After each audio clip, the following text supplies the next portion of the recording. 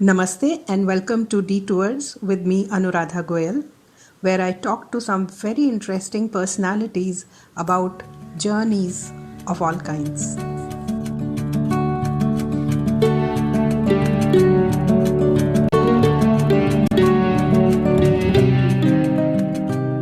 Today we have with us S. Vijay Kumarji, who is the co-founder of India Pride Project, a unique project that is working on bringing lost artifacts back to India. So there are a lot of our temple artifacts, a lot of our ancient heritage, which is spread across the world, legally or illegally, and they are working hard on bringing a lot of them back.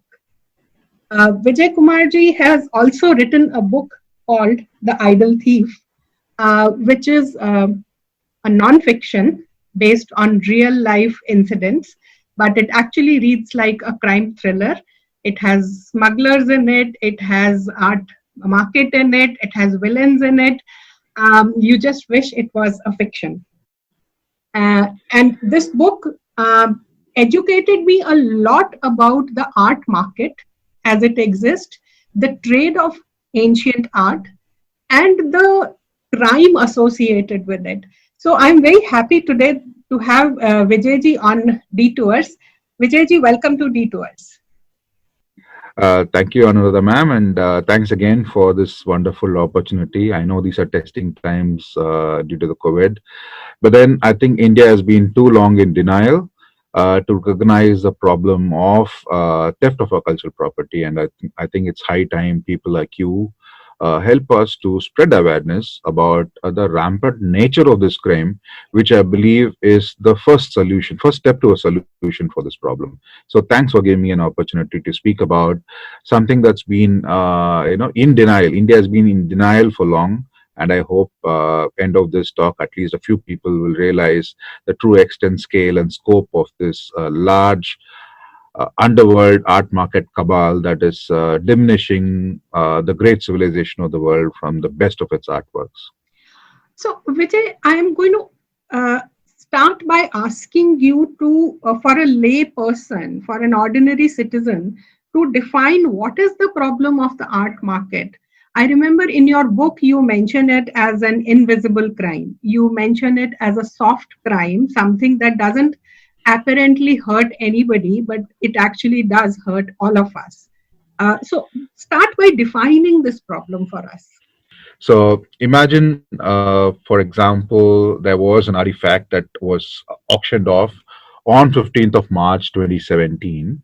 It was Avalokiteshvara from Pala dynasty, which is basically the border of today's Bangladesh, Orissa, India border. So we're still not clear. This, of course, went out before India got independent. But then I just wanted to point out that the single artifact, the single murti, stone carved water that is from the 12th century, sold for $24 million. Wow. A single artifact.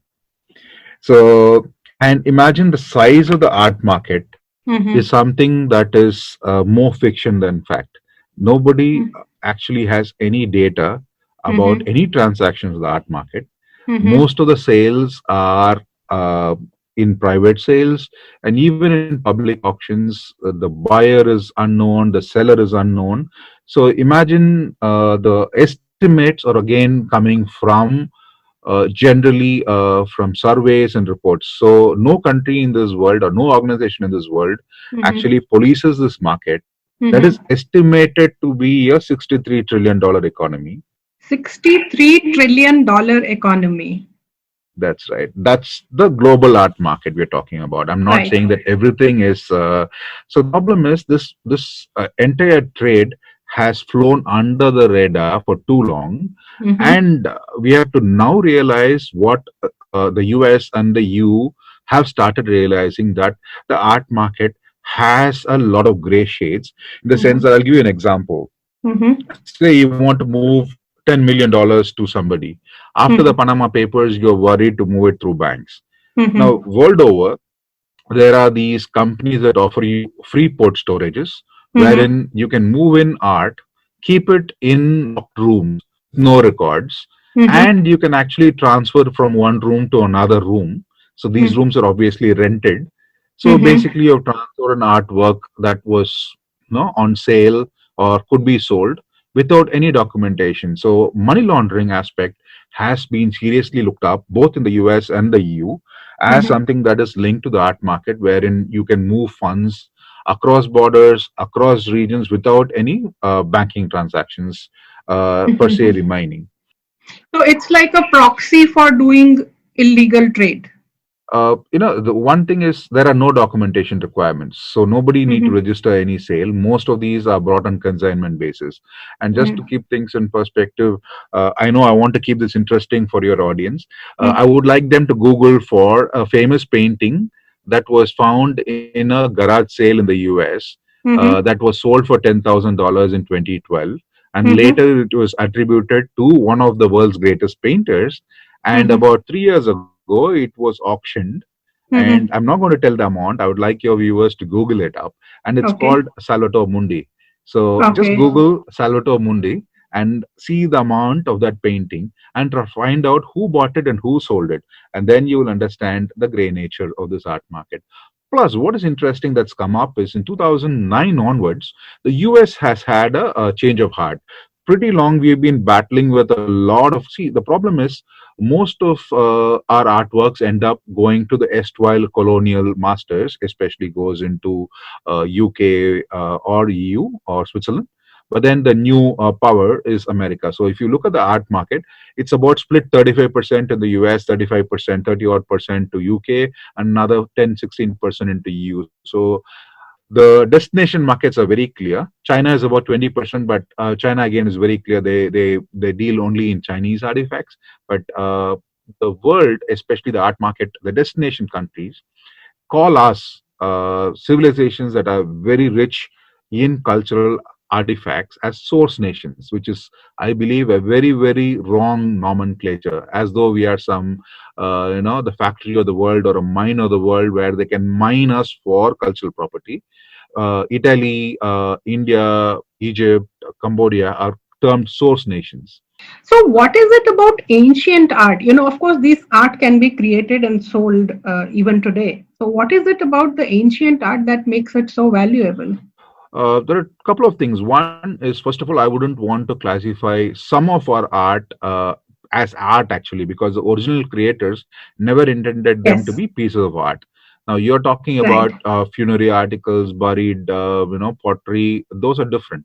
Now, in India, Mhm. unfortunately, we are talking about a living civilization. And when you're talking about Yes. murtis that are stolen, when I say murtis, not necessarily Hindu artifacts, we're talking about Buddhist, Mhm. Jaina artifacts, Mhm. and even there's a case of Nizam's alam that was stolen. So, this is actually truly, they're plundering the shared Mhm. heritage of India.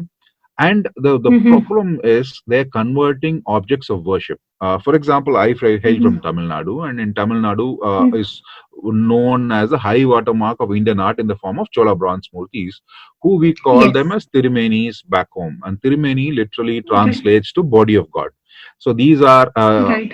they were made as living gods, and they Mhm. live in the temples, and that was how the original custodians 1,000 years ago created them Mhm. to be worshipped as living gods. So they would be woken up in the morning, they'll be sung to, they will be bathed, they'll be dried, they'll be clothed, they'll be fed.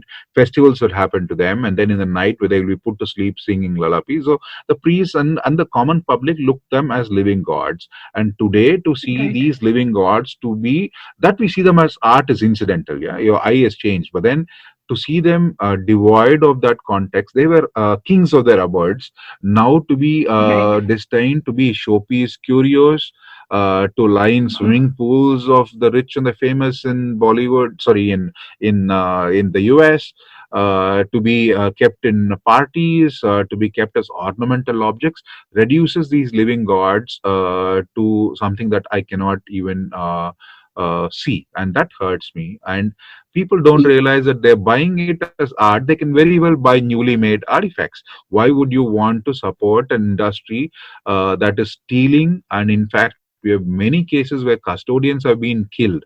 There are murder cases of priests and temple guards that have been killed.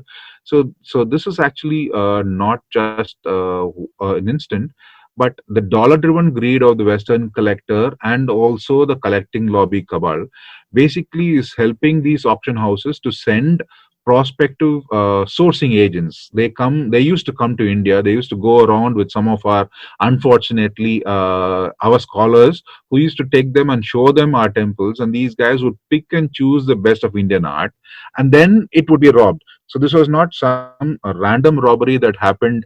Somebody stole something because he found something. This was an industrialized loot and an ordered loot to plunder, where these guys were going out and they were picking the best of Indian art that would sell in the European market.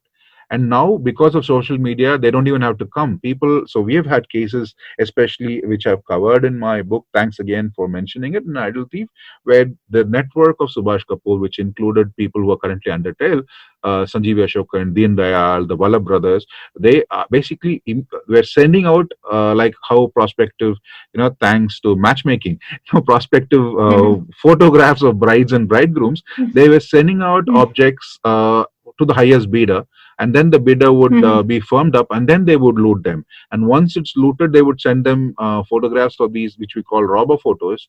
In fact, that's what helped us crack a lot more of the case. But this is how the art market works. So basically, this is a very, very organized looting that is happening systematically, wherein we have had instances where we have seen communication, because we work with law enforcement worldwide in building capacity, where these smugglers and petty thieves talk about favorable officers being on the ports, favorable officers giving them licenses, basically outwitting the customs checks by underdeclaring the goods, sending it to Hong Kong, having specialized art transportation companies in Hong Kong operating there, basically to launder the money. So this is a large operation, and it's a very, very organized operation with deep, deep pockets. And I think India has still not woken to this. Yes, in fact, through your book only I came to know one of the laws that exist. The law that if you have anything which is more than 100-year-old, you're supposed to register it, and you cannot really export it out of India. And the second one, I didn't even know that in Tamil Nadu you have Tamil Nadu police has a idol wing which is supposed to be working on protecting this very art form. So it's very interesting that you bring this up. These two are very, very closely linked to what happened in the early 1960s. India and Italy were losing objects by the thousands, and in fact, India and Italy jointly pressurized the UN to come up with a global regulation to stop this rampant looting of cultural objects. Of course, we have books that are reports that are jointly published by India and Italy in the UNDSRA, which talks about state-wise lists of thefts from temples and archaeological sites, where India, there's half the book is India, half the book is in Italy. And we actually championed the UN to come up with a 1970 UN statute for protection of cultural property theft. As part of the statute, India and any signatory to this statute needed to bring up its domestic regulations. So India got its own Antiquities Act, which was in 1972. Even though India, again, case in point is that we have had our own antiquity laws right from 1878 via the Treasure Trove Act. So what this UN Act of 1970 basically does is, if after 1970 an object is stolen, and India can prove that it was stolen after 1970, you don't have to go to any court. You just send a letter regulatory to wherever it is, and they have to return it back. And that's how much of the restrictions that have happened so far have happened. But it doesn't mean that anything before 1970 is somehow sacred or not untouchable. It's not like a Lakshman Rekha that cannot be crossed. It just means that we have to go to court, and we have proved it time and again. Like, for example, on August 15th of 2018, we had solved an hitherto impossible case to crack of a Buddha that was stolen in 1961 from the Nalanda Museum, and we successfully got it back. So just to put things in perspective, as part of this initiative, Tamil Nadu, because that was a time when a lot of temples were affected, Tamil Nadu got back Mhm. to +1. That's three famous Natarajas: the Patur Nataraja, Sivapuram Nataraja, and not many people know another temple, Nataraja, that came back from the Kimball Museum. And this idol wing was formed supposedly to have Mhm. over 900 to 1200 people strong, but end of the day, by 2008 it was down to 9 people. I'll just give this in Mhm. comparison to Italy, which again, as I said, I'm just drawing this comparison because both of us entered this race together. As per the Mhm. CAG report, there is a CAG report of 2013 on ASI and monuments upkeep. India brought back between 1972 and 2000 19 artifacts, 19, and from 2000 to 2013, the tabling of the report time, zero. So between Mhm. 1972 and 2013, India had brought back 19 artifacts, whereas Italy had initiated a special national art squad under the name of Carbonari Art Squad, which had Mhm. over the best of their police, best of their legal brains, and they have so far got Mhm. back to Italy almost a lakh and 78,000 objects. So these are just two things that we need Mhm. to keep in mind. Having said that, a personal failure till last week, for me especially, was in this period of 2000 to 2012, India did not bring back even one object. It was a personal Mhm. failure for our effort because this was the time Mhm. when, due to an expose by a BBC journalist, Peter Watson, who wrote a book called Mhm. Sotheby's The Inside Story, in 1998, he Mhm. published this book. And this book has one chapter on thieves from India. So this was Mhm. basically how he had done a sting operation on Sotheby's, the international Mhm. trading house, wherein they were actually working with smugglers, sending their own staff to India, looking for objects to Mhm. sell, and they name three big Mhm. smugglers in India, one of them being Baman Gia of Rajasthan. And Baman Gia was Mhm. finally arrested by Rajasthan police in 2003, and he's supposed to have Mhm. confessed to selling over 10,000 works of Indian art via four Swiss companies and Sotheby's. Plus, when his Mhm. warehouse in Delhi was raided, they found about 800 buried murtis, of which 400 were certified antiquities.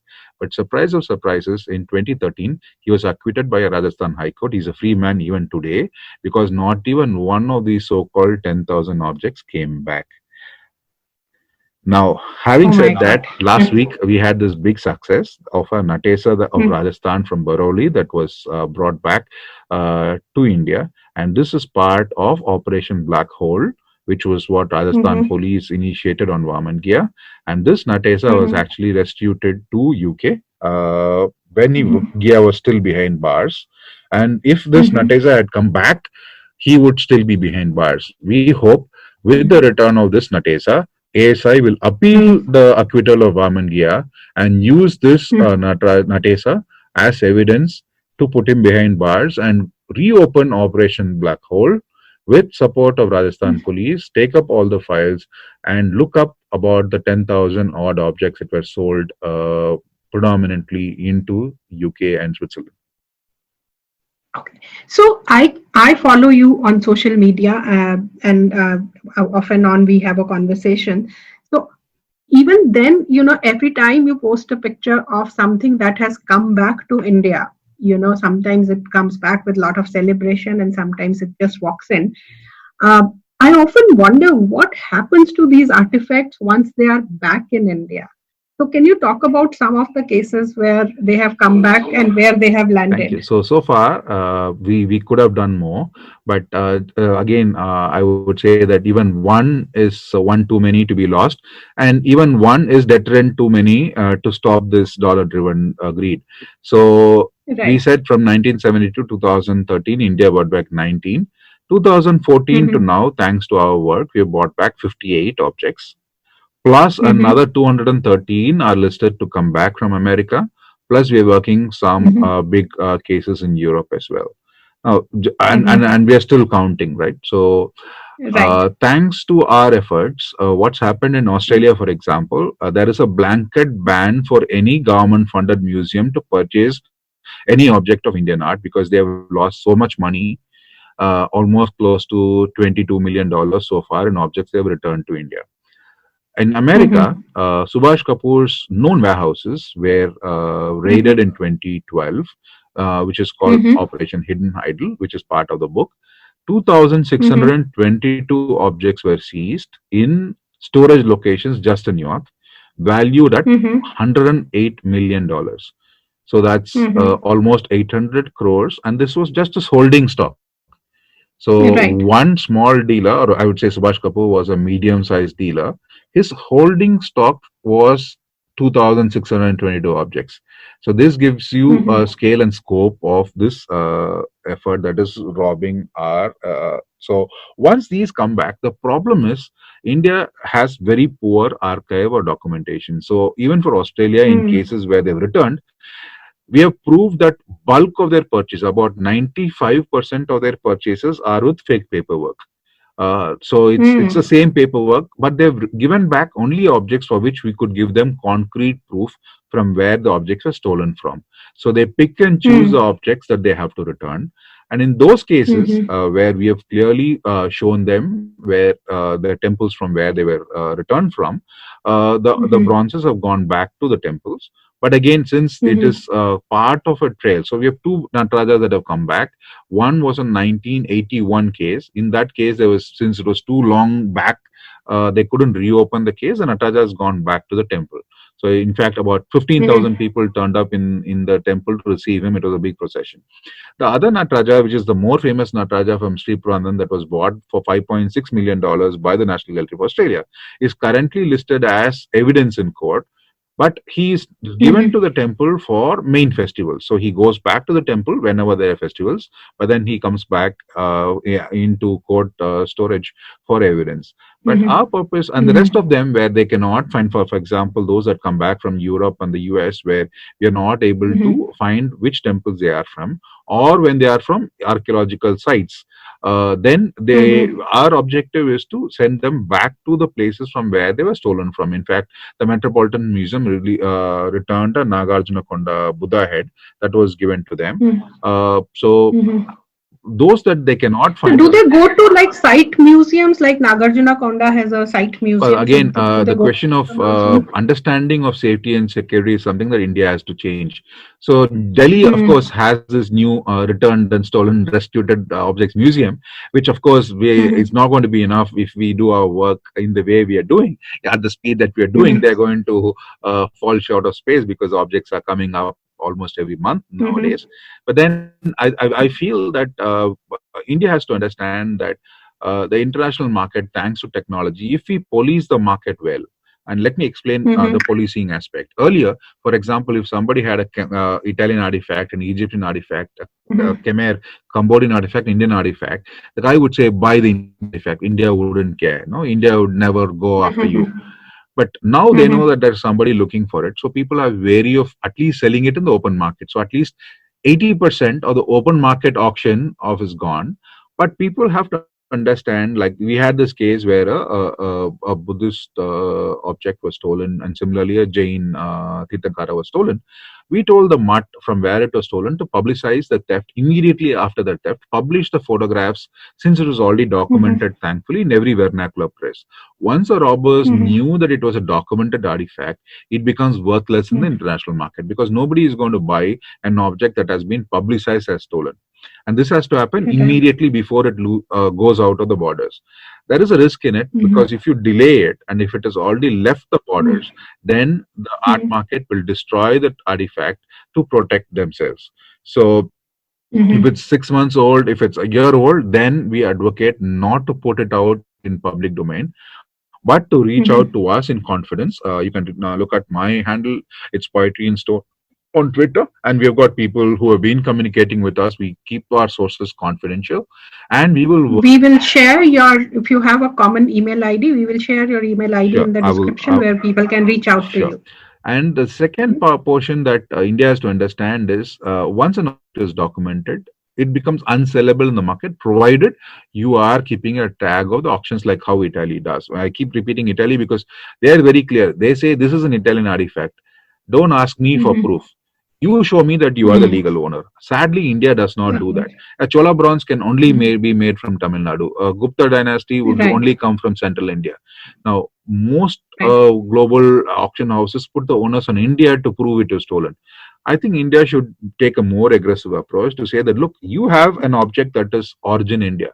You show me it was Mhm. legitimately exported out of India, then it is yours. Otherwise, it becomes my property. And that's how I think we need to push down the art market. Vijay, I want you to spend 2-3 minutes on explaining us where this money goes and how it eventually comes back to harm all of us. Okay, so this is not my finding. As I said, till Mm. 2010, the US and Europe didn't care. They thought this was as Mhm. India, it was some collector's market. It was only when they started looking at the financing aspect that they realized the enormity of the money, and also when they Mm. looked at some satellite imagery of Middle Eastern conflict zones, they realized that Mm. there are a bit before after photographs where acres and Mm. acres of virgin land has been dug up in small pits, and these pits are basically digs for archaeological objects. And we now know Mm. that there is a certain terrorism outfit that basically was giving out digging licenses, and they were profiteering from that. So they were not, Mm. some people say that, how can cultural property be linked to terrorism financing? You do know that Mm. when they are issuing licenses, there are two problems. One, yeah, money comes, might not be big money, but then the second part is you're talking about thousands of these digs. But surprisingly, these objects which have been excavated have not yet hit the market. And the case here in Mm. point is there was a British dealer called Robin Shimes who was arrested in 2012, and he was, of course, nobody gets convicted for art crime for serious time. He was out in 4 months, but then Mhm. he held a room inside the Swiss free port in Geneva, and that room was not open for 30 years, and it was open in 2014, and it had almost $20 million of artifacts stashed there, and in the art market we call it fencing. So basically, he Mm. had so deep pockets that he could keep $20 million stuck inside a safe deposit room for 30 years, not opening, and it was predominantly Italian artifacts. But what you should realize that this is the money that's coming, but this money is not coming to India to at the our smugglers in a legal way, because they declare objects. For example, in Subhash Kapoor's case, most of our murtis were declared as garden furniture, so they were exported as Mm. garden furniture for like the Nataraja or the Ganesha that was returned from the Toldo Museum was declared at $300, whereas the actual Mm. price was $5.6 million. Now they are Mm. basically paid only the invoice value. So obviously the balance money, it comes in through, as I said, the Hawala channel. So now when you're talking about Hawala Mm. and money laundering, then obviously these guys are going to be linked with a lot of other things, and that is something that sadly India has not looked up seriously as well. The second part I wanted to focus just before you take the next question. The other aspect of the previous question that I wanted to say is most state governments, especially in my state of Tamil Nadu, have resorted to locking up our treasures. Say, for example, there Mm. are icon centers that have come up all over Tamil Nadu, where these are basically safe vaults wherein all our murtis are kept for safekeeping, for safety, and they are given back to the temples only on puja days. And what it does, it Mhm. disrupts the daily functioning of the temple. As I told you, these bronzes had Mhm. daily pujas associated with it. Now for 3 months, no Mhm. festival, the priest has nothing to do, and these bronzes are kept. One guy comes up, opens the door, and there are about thousands of these murtis in stashed on newspapers. He does one full arti for all of them and closes the door, whereas earlier they were treated individually in all these temples. So the solution is not to lock up our guards. The solution is to document them, police the art market, and this is like Mhm. ivory, right? Unless the buying Mhm. stops, the killing won't stop. So unless globally India follows up with, say, for example, there was this customs report that was issued 2 days ago, where in Mhm. 2018, 2019, there are reports of border seizures or cultural property in Peru, whereas India is zero. There is not even information sharing. So I think we need to understand that. A lot more awareness needs to happen. Yes, and not only awareness. First is realizing that we have a problem. So, in terms of the money laundering aspect and what the money is coming for, most of these our murtis are exported fraudulently, under declaring on the customs invoice. The actual money is Mm. coming back through Hawala. Where it goes, how it comes through, is something that Indian law enforcement has to look for, because we never know which group this is going to. And I think it's of serious concern to India. Okay. So, so tell me, what can I, as a common citizen, do to create this awareness about the artifacts which are there, or to even find out which are lost ones? See, I would request three things, and before that, now I would like to be clear that we are not collecting any money for our effort. We've never funded our initiative. All of us have day jobs, thankfully. So we are not looking Mhm. for anybody to reach out to us saying, "Do you want money?" We don't want money. As volunteers, Okay. what I would request Mm. each of you, you Mm. document your Kuladevata or your home temple, or if you see any Mm. hero stone or Sati stone, any warrior stone, or any artifact that is on loose open ground that you feel is not properly protected, first take a picture and document it. Second, if you have Mm. your Kuladevata or your temple, go there and ensure that they keep records of their own deities, because a private citizens archive is actually two levels below, which cannot be used Mm. readily in a court of law. But if the temple themselves or the mud themselves, so most cases they don't keep it. So impress on them the idea that if Mm. it is stolen, the only way we can get back is through what is archival photograph. The last thing I would require of people in terms of awareness is, if you are traveling Mm. abroad, if you see any auction, don't put yourself at risk. If it's a museum, take Mm. a photo, but we have taken bulk of the photos, we have our archive. But if you see any new, if some of your listeners are, there are museums springing up everywhere. You go, you take a selfie with the object, keep that with you, send us one without you on our Facebook group, or I'll give you the links later. Lastly, if you go to a village and if you hear any person saying something was stolen 10 years ago, or an old man saying 60 years ago something was stolen, don't discount it saying that it cannot be opened up. If we have such information, we can look at our archive. We have opened up old cases going back 70, 80 years. So if Mhm. anybody has any detail of actual theft, if they can, even if the Mhm. FIR has been closed as untraceable, all we need to know Mhm. is the temple name, the district, and the deity. If there are photographs, well and Mhm. good. I think if you do Mhm. this, I would consider my job half done. Great. So we are going to request all our listeners to look for artifacts around them, document them, either publish them online, in any place, in a blog or anything. And if I'm not wrong, Vijay, you also started as a blogger, right? Yes, I did start off as a Okay. blogger, and then I'm still blogging, but right now, because the case is under trial, and I'm working on a second, actually a prequel to Idle Thief. So I'm just taking the time Right. to work on that. Right. Plus, also doing a lot of restitutions, backup works, which we will result in more of our gods coming back home. In fact, that's our tagline: hashtag Bring Our Gods Home.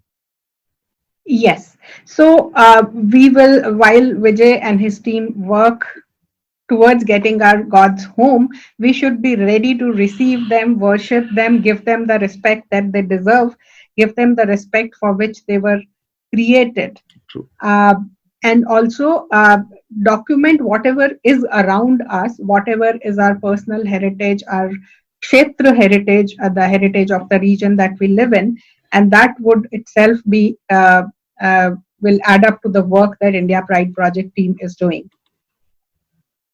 So thank you very much, Vijay. I'm sure you have a lot more to tell us, and we hope that you will come back to tell us about specific cases.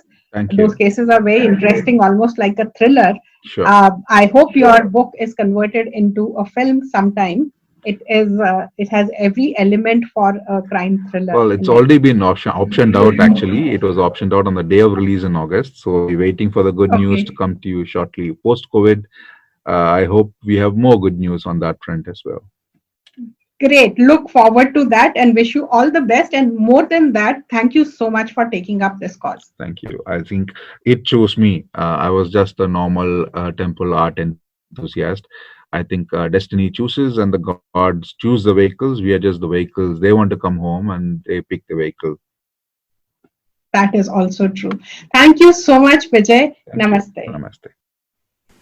Thank you for joining us on Detours. You can also join us on Instagram, Facebook, and Twitter. Our handle is IndieTales, INDITALES. See you soon.